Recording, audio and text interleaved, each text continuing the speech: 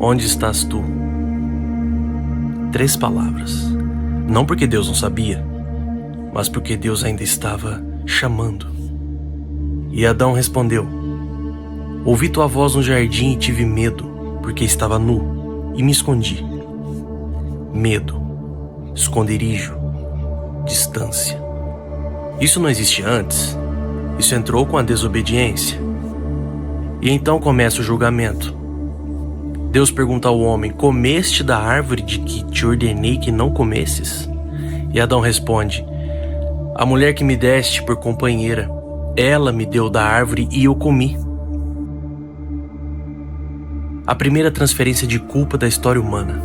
E a mulher? A serpente me enganou e eu comi. Ninguém assume. Todos apontam. A serpente, a mulher, o homem, e silenciosamente até o dedo aponta para Deus. E então vem o julgamento. Primeiro, a serpente. Maldita és entre todos os animais. Sobre o teu ventre andarás e pó comerás todos os dias da tua vida.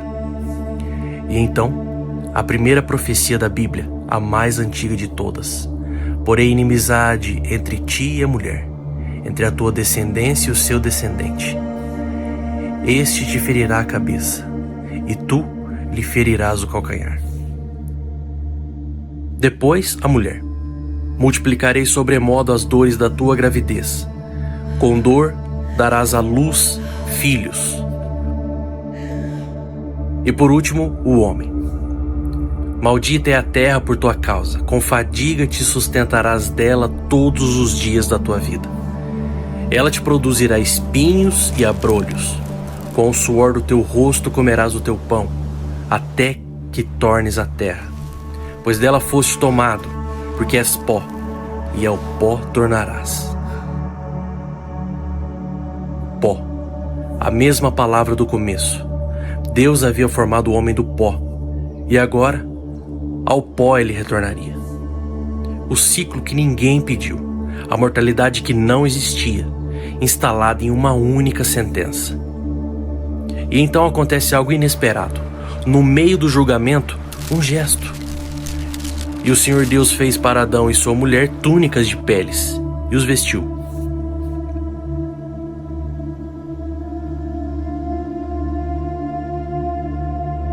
A última cena do Éden. E o Senhor Deus disse: eis que o homem se tornou como um de nós, conhecendo o bem e o mal.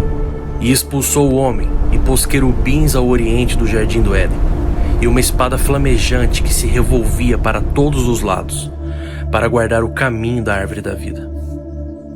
A porta fechou.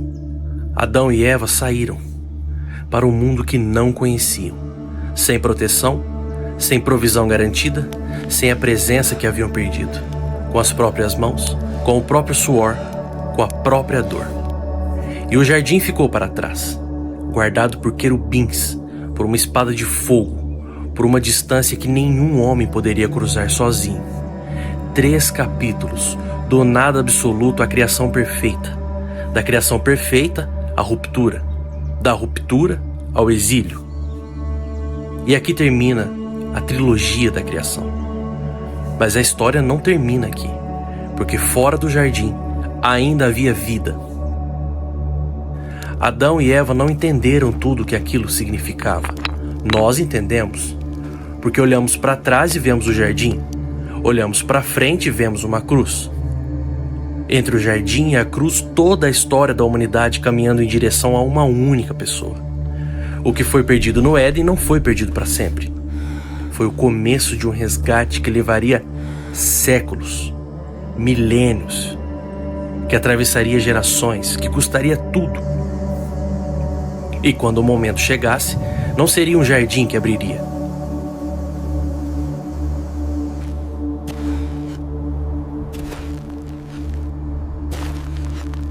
Seria um túmulo.